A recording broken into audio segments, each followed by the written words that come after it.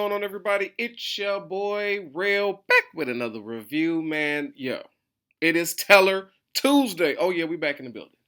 Back in for yet another Tuesday of some Sons of Anarchy, and I'm on point. You're damn right.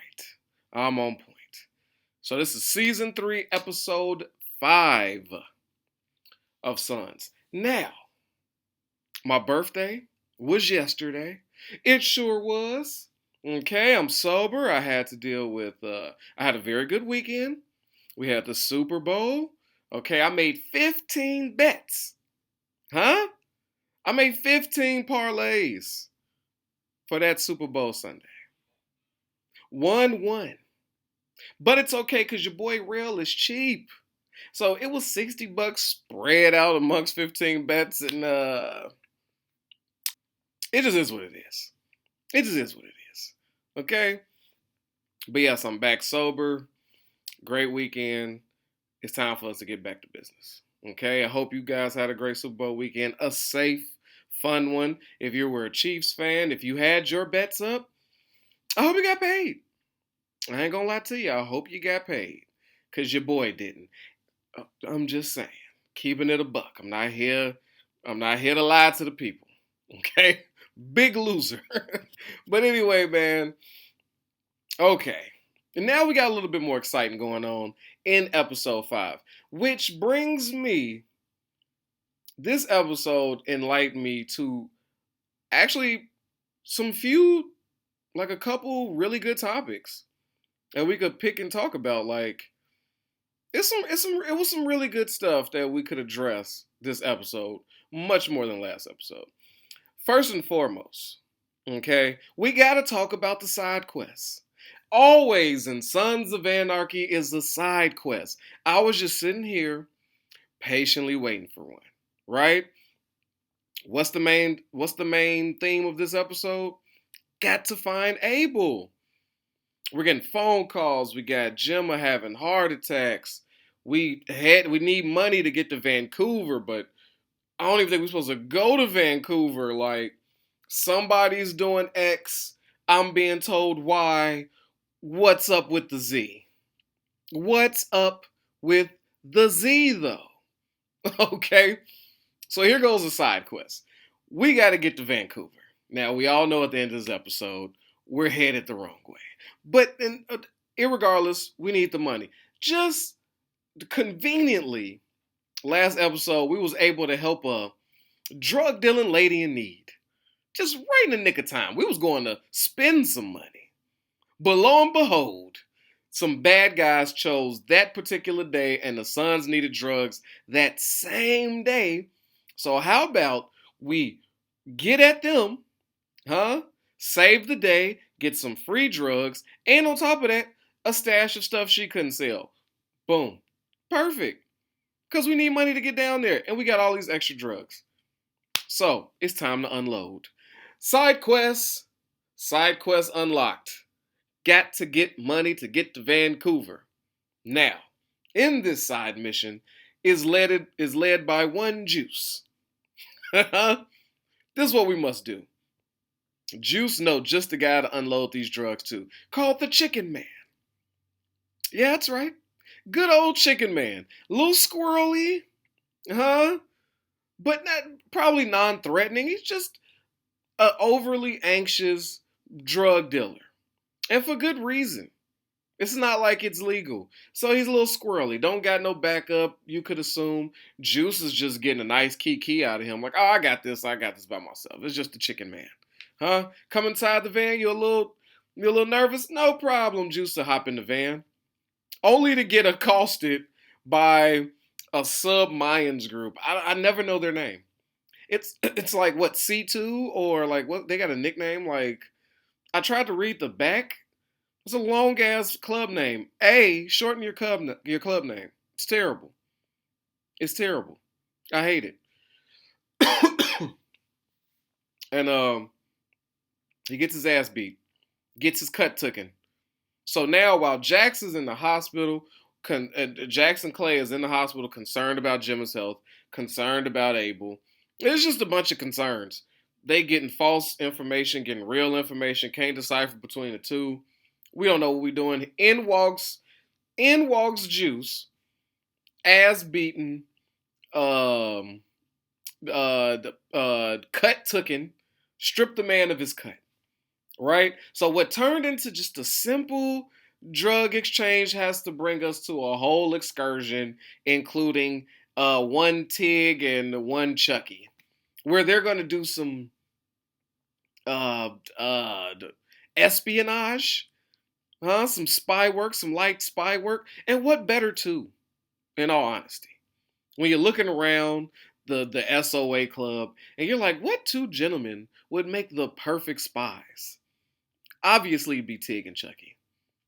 Chucky right here with two fingers. He's like, usually spies are to blend in, not have any, I don't know, physical traits that would lead you easily back to them.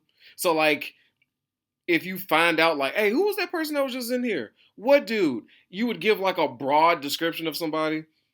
But no, you're going to send Two Finger Chucky in there, who is only one person in probably that whole hemisphere of America that has two fingers and wrapped up with some black gloves. So I'm like, okay, whatever, we're going with it. Because obviously, duh, the Mayans and them don't know. They don't know who Tiggs and Chucky is, or that MC don't know who Tiggs and Chucky is. They didn't see their face, so whatever. So they do some ridiculous sneak in there, but Tig did get some good information, right? He's got the Mayans delivery schedule because this delivery place, high security, little funky. We know this is like a drug distribution. So boom, side quest led us into a juice assaulting, which then led into some get back, but intel work. So then that will unlock yet, you guessed it, another side quest. So next episode, I'm expecting us to be hitting one of the Mayans' deliveries to sum this whole thing up and finally get this money. You can't beat SOA in their side quest. It just is. But as I'm watching it, yes, at times it gets pretty annoying. I just want to stick to the meat. I want to get to the good of the story. But to be fair, when you have so many characters on a show, you got to do little these little things to give them some shine, to give them some purpose. Otherwise, they're just like whatever. Like for instance, this episode, our favorite, one of our favorites, Opie, he's just there, right? Opie's just there. Actually, he's just been there for a few episodes now, not adding any substance. But you got to get your turn. You got to get your turn. So now, side quests aside, let's get into some real conversations due to this episode. I want to talk about Gemma and Tara.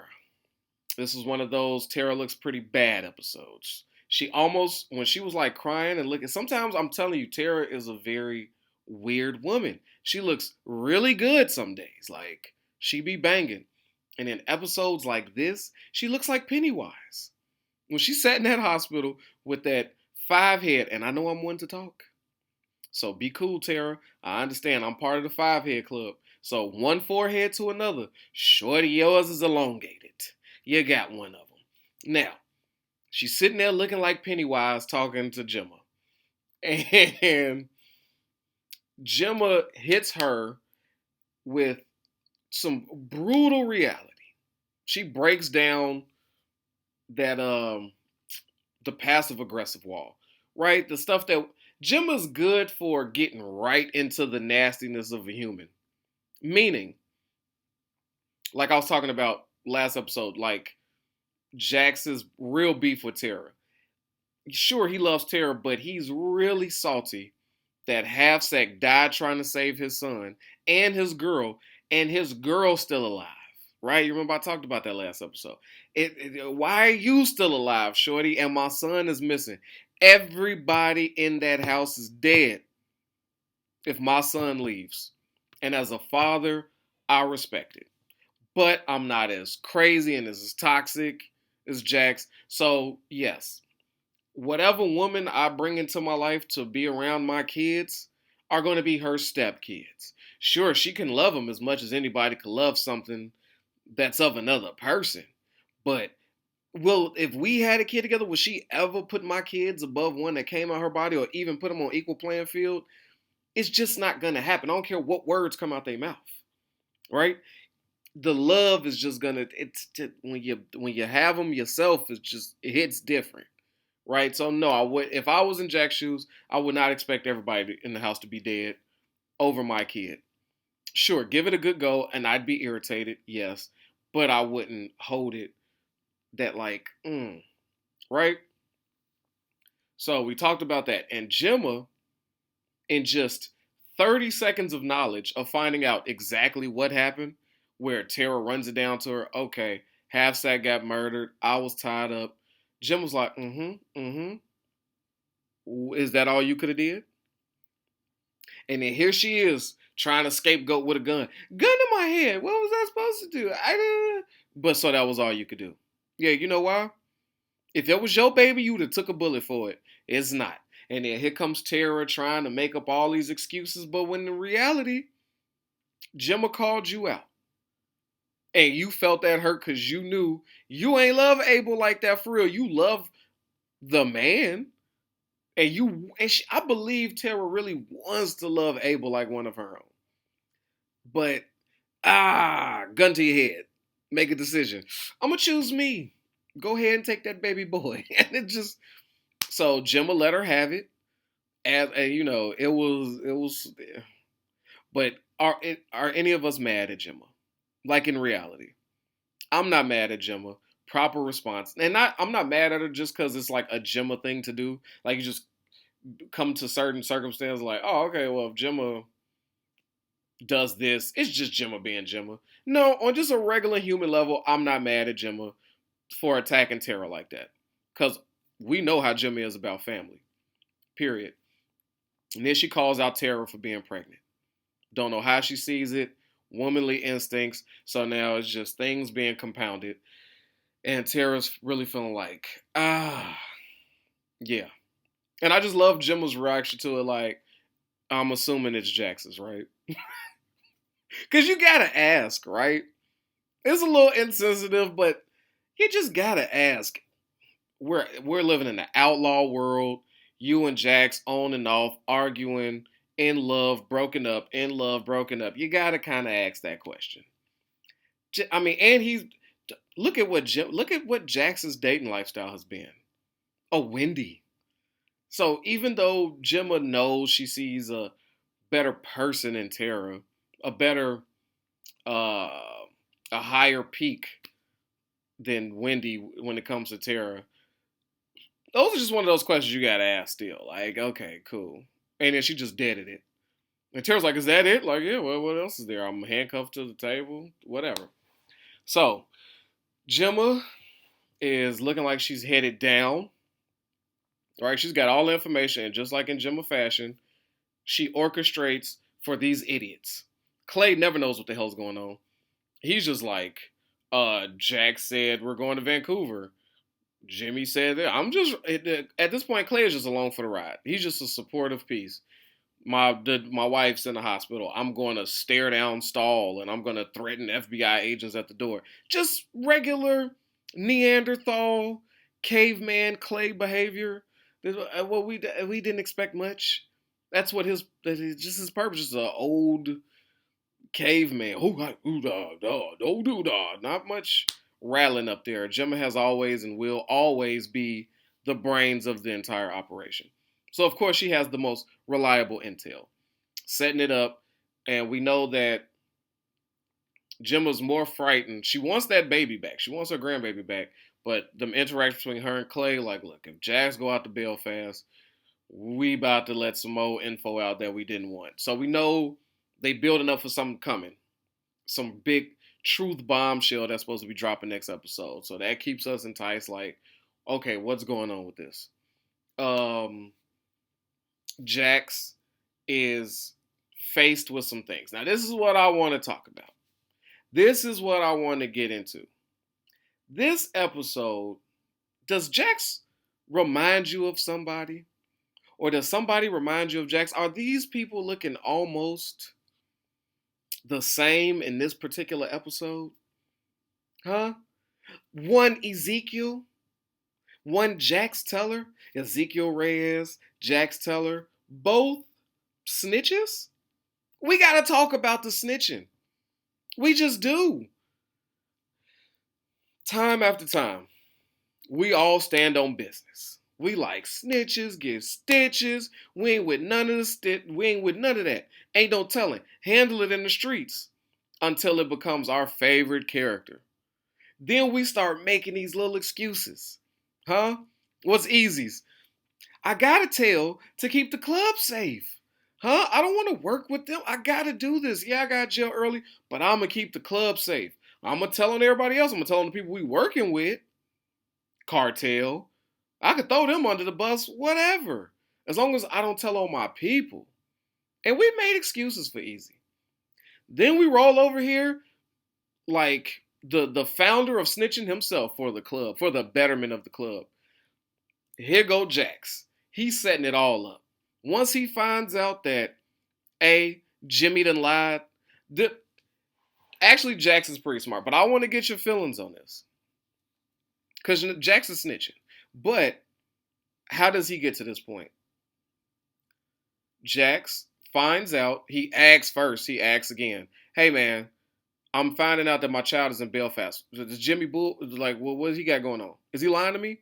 Are you lying to me? Because if you are, it's going to be hell to pay. And you got the dude, I guess, like the stand-in Irish goon in Charming. He's like, nah, man, we all know that's not going to happen. And he's right. Because Jimmy is backed by the IRA.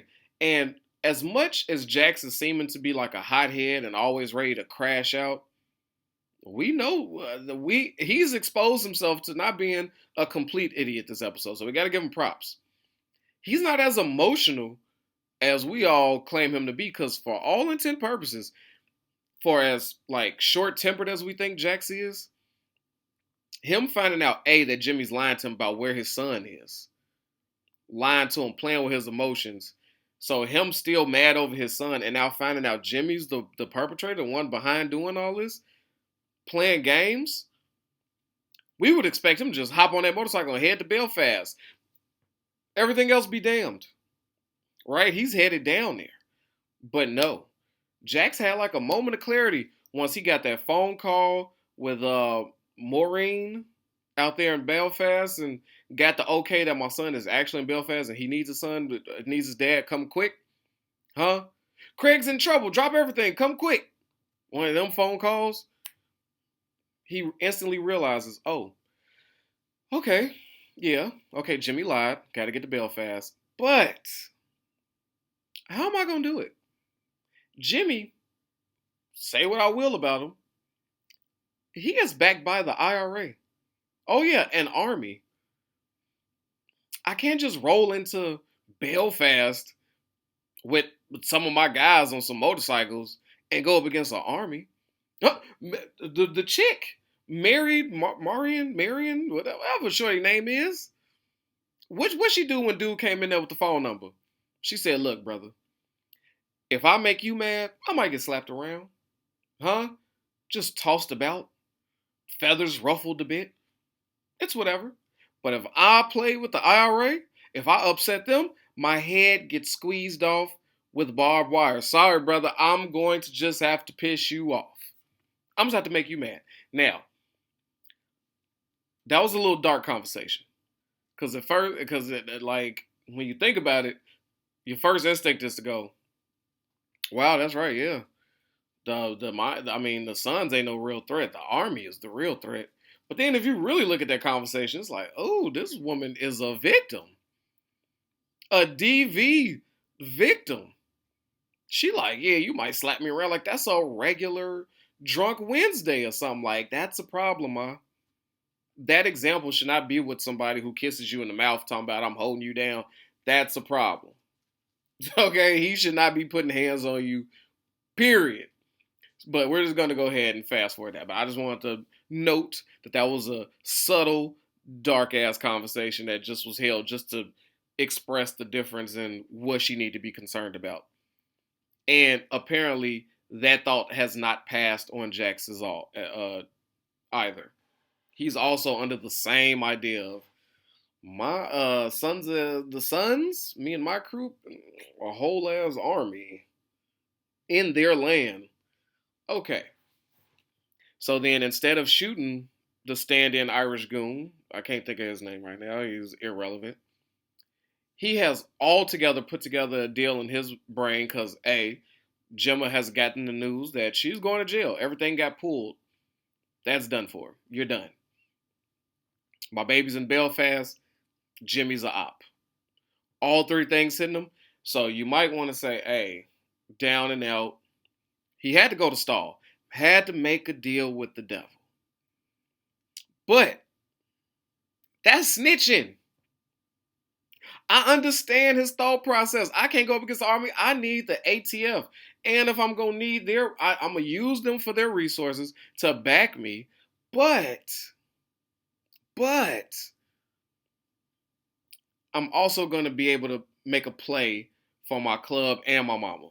Because if I'm a snitch, I'm going to make it worth it. But at the end of the day, because just like he told Starr, hey, if my club find out, I'm just as dead.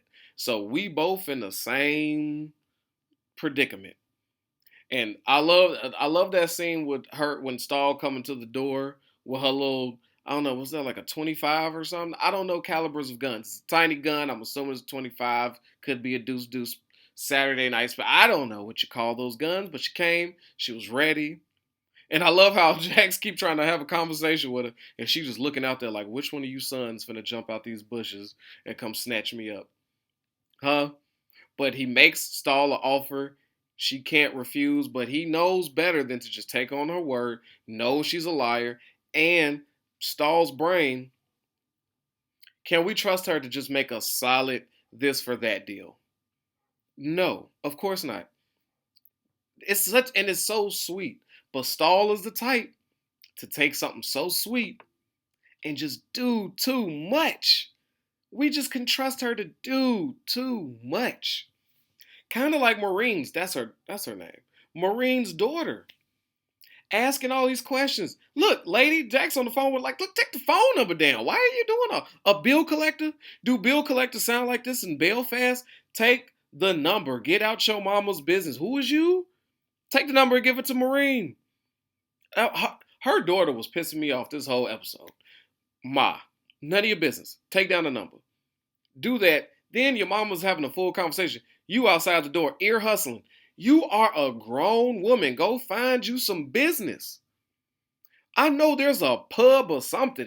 I don't know why I was irrationally upset with this girl, but it was just so irritating just to have her around. I hate her already.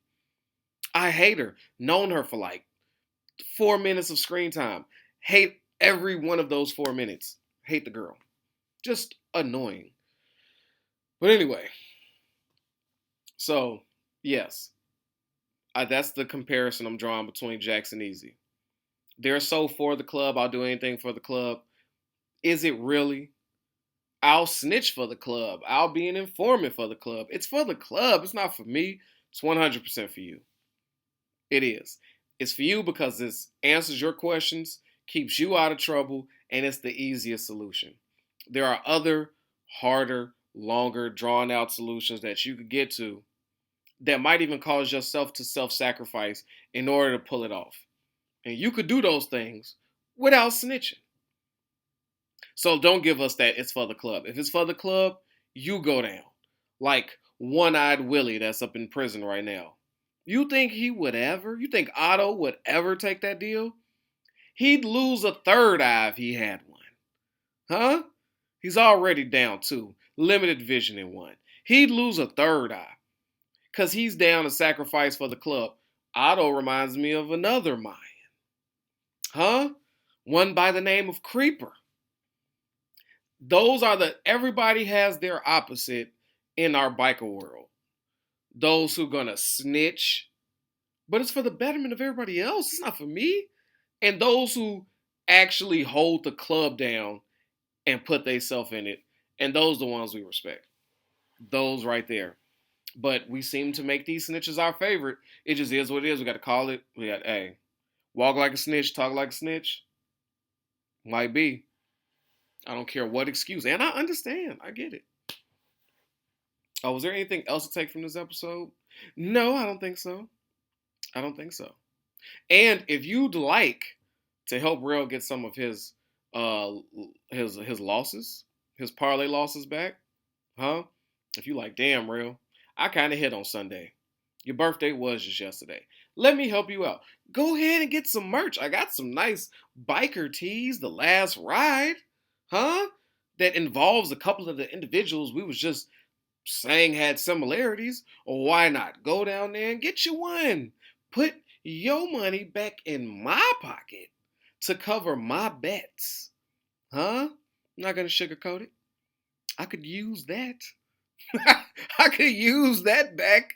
What you mean? But we're shaping up to get to Belfast. Hopefully, hopefully this side mission to intercept one of the mines distributions or drop offs pays off, funds us some guns and other fun stuff, some gas money.